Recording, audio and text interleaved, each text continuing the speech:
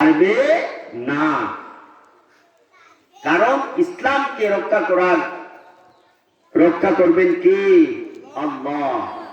আল্লাহর মনোনীত ইন্নাদ-দীন ইনদাল্লাহিল ইসলাম, আল্লাহর মনোনীত পূর্ণাঙ্গ জীবন ব্যবস্থা হচ্ছে ইসলাম। বলুন সুবহানাল্লাহ।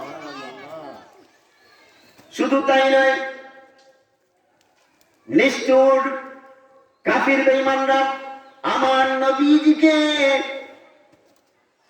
কাবা শরীফের থেকে 3 কিলোমিটার দূরে শিহাবে আবু তালিব নামে একটি জেলখানায় বন্দী করে রাখলো।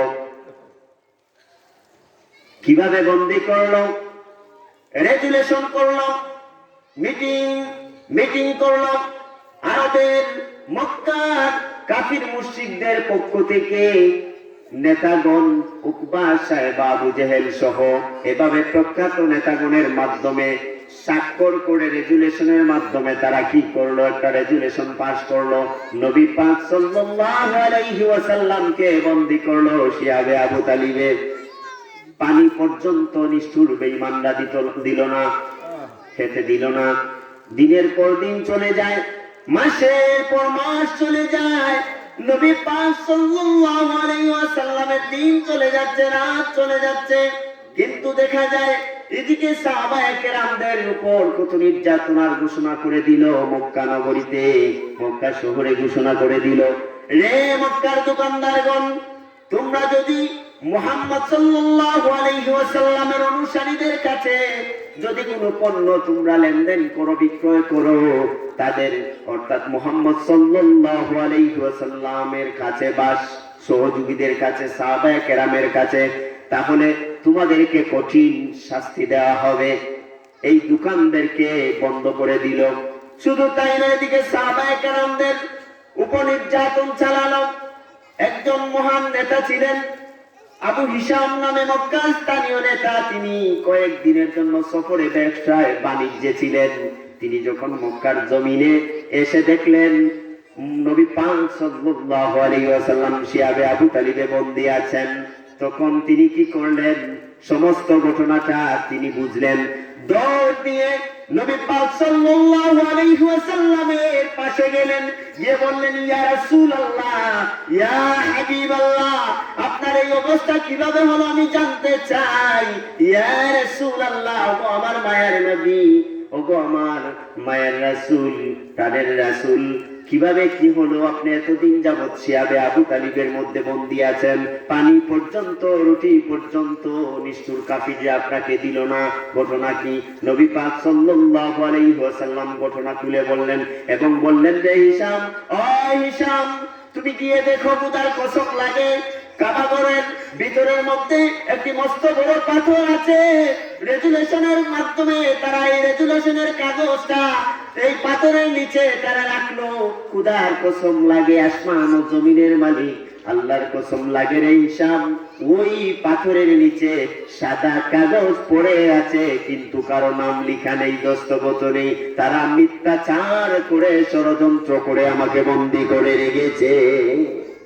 শুধু তাই নয়, হিশাম বললেন, ইয়া রাসূলুল্লাহ, ওগো আমার প্রাণের নবী, ওগো আমার প্রাণের রাসূল, যদি আপনার কথা মতো সত্য নিয়ে যদি আমি কাবা ঘরের ভেতরে পাথরের নিচে সাদা কাগজ পাই, কারো নাম লেখা পাই না, তাহলে এই মক্কা নগরীর মধ্যে, মক্কার জমিনে যত বড়ই নেতা থাকে না কেন, তাদের চোখের সামনে আপনাকে ছাড়িয়ে নেব।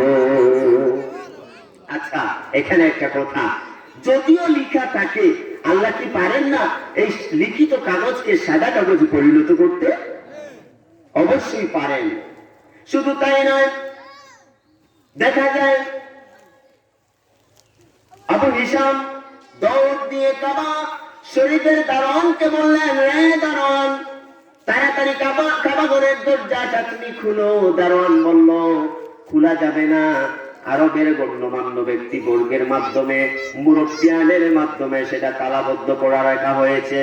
আবু হিশাম বললেন, রে দারোয়ান, যাও তোমার নেতাবর্গদেরকে ডাকো, আমিও তো আরবের একজন স্থানীয় নেতা, আমারও তো দস্তখত রেজুলেশনের মাধ্যমে এটা ঘটনাটা হয়েছে, এই কাজ করা হয়েছে, আমি এই আরবের স্থানীয় নেতা হিসাবে আমারও তো দস্তখতের প্রয়োজন আছে, ডাকো তোমার নেতাদেরকে, ডাকো তোমার নেতাদেরকে। তখন তারা আসলো। সত্যি সত্যি আল্লাহর কি কুদরত, আল্লাহর কি খেলা। সত্যি সত্যি তিনি কাবা ঘরের ভেতরে যে পাথরের নিচে যে সাদা কাগজটি ছিল সেই কাগজ তিনি সাদা পেলেন এবং মিথ্যাচারী বলে গালি দিয়ে তাদের চোখের সামনে নবী পাক সাল্লাল্লাহু আলাইহি ওয়াসাল্লামকে ছাড়িয়ে আনলেন। নবীজিকে উসিলা হচ্ছে আবু হিশাম, সব কাজ করছেন কিন্তু আল্লাহ সুবহানাহু ওয়া তাআলা। যখন ছাড়িয়ে আনলেন দেখা গেল নবী পাক সাল্লাল্লাহু আলাইহি ওয়াসাল্লাম একটা সিদ্ধান্ত নিলেন যে আমি এই মক্কার জমিনে আর থাকবো না। সাহাবায়ে কেরামদেরকে নিয়ে তিনি হিজরত করা আরম্ভ করলেন। জোরানা, বুখারী শরীফের মধ্যে এই শব্দটার বর্ণনা এসেছে, কখনো এসেছে পেশ দিয়ে, আবার কখনো জের দিয়ে। জেরানা বা জোরানা কাবা শরীফ থেকে অনেক দূরে, প্রায় মক্কা শরীফ থেকে প্রায় 26 কিলোমিটার দূরে তিনি সেখানে হেঁটে হেঁটে হেঁটে হেঁটে যাচ্ছেন। সাহাবায়ে কেরাম আহত, কারণ নির্যাতিত, পর্যাপ্ত পরিমাণ খাবার তাদের সঙ্গে নেই। সাহাবায়ে কেরাম হাঁটছেন আর আরজ করছেন, ইয়া রাসূলুল্লাহ, ইয়া হাবিবাল্লাহ, হে আমার প্রাণের রাসূল, আমাদের প্রিয় রাসূল, আমরা হাঁটতে পারছি না, আমরা হয়তো পা ফুলে যাচ্ছে। নবী পাক সাল্লাল্লাহু আলাইহি ওয়াসাল্লাম জারানা বা জরানা নামক স্থানে তিনি রেস্ট নিলেন, বিশ্রাম নেওয়ার জন্য অবস্থান করলেন। সেখানে দেখা গেল যে অবস্থান করার পরে সাহাবায়ে কেরাম নবী পাক সাল্লাল্লাহু আলাইহি ওয়াসাল্লামকে বললেন, ইয়া রাসূলুল্লাহ, পেটের খিদায় আমাদের অবস্থা শেষ, আপনি আমাদেরকে খাবার দেন। নবী পাক সাল্লাল্লাহু আলাইহি ওয়াসাল্লাম চাদর মুবারক দিয়ে তিনি ঢেকে একটি পাত্র থেকে বিসমিল্লাহ বলে হাত ঢুকান আর বের করেন। দেখা যায় নবী পাক সাল্লাল্লাহু আলাইহি ওয়াসাল্লামের হাত যখন প্রবেশ করান তখন তাজা খেজুর এবং রুটি চলে আসে, বন্টন করতে শুরু করেন। বলুন সুবহানাল্লাহ। যখন পেট পুড়ে তারা তুষ্ট হয়ে যখন খাবার খেলেন, সাহাবায়ে কেরাম আরজ করলেন, ইয়া রাসূলুল্লাহ, আমাদেরকে তৃপ্তি মিটিয়ে আপনি খাবার খাওয়ালেন, কিন্তু ইয়া রাসূলুল্লাহ, আমাদেরকে এখন পানির প্রয়োজন, পানি আমরা পানি চাই। নবী পাক সাল্লাল্লাহু আলাইহি ওয়াসাল্লাম বললেন যে আমি পানি কোথা থেকে দেব? সাহাবায়ে কেরামদের পক্ষ থেকে নবী পাক সাল্লাল্লাহু আলাইহি ওয়াসাল্লামের কাছে জবাব আসলো, ইয়া রাসূলুল্লাহ, হযরত ইসমাঈল আলাইহিস সালাতু ওয়াস সালামের পায়ের ইশারায় যদি জমজম কূপের সৃষ্টি হয়ে যায় গো ইয়া রাসূলুল্লাহ, আপনি তো হাজার হাজার ইসমাঈলের ইসমাঈল। সুবহানাল্লাহ, আপনি তো হাজার হাজার ইসমাঈলেরও ইসমাঈল, ঠিক না?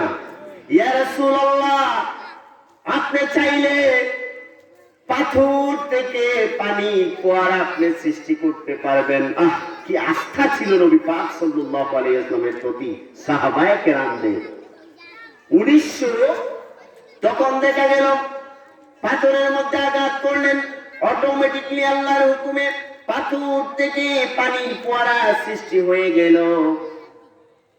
এই যে পানির ফোয়ারা সৃষ্টি হয়েছিল 1975 ইংরেজি পর্যন্ত এই পানির ফোয়ারাটা অক্ষত ছিল, কিন্তু হজে যাওয়ার সময় দেখা যায়, হজে যাওয়ার পরে দেখা যায় হাজীগণ এই পানির ফোয়ারাকে দেখার জন্য ভিড় করেন। বিভিন্ন মানুষের হাজার হাজার লক্ষ লক্ষ মানুষের ভিড় হয়ে যায়। এই জন্য সৌদির বাদশা সেটাকে 1975 সালের শেষে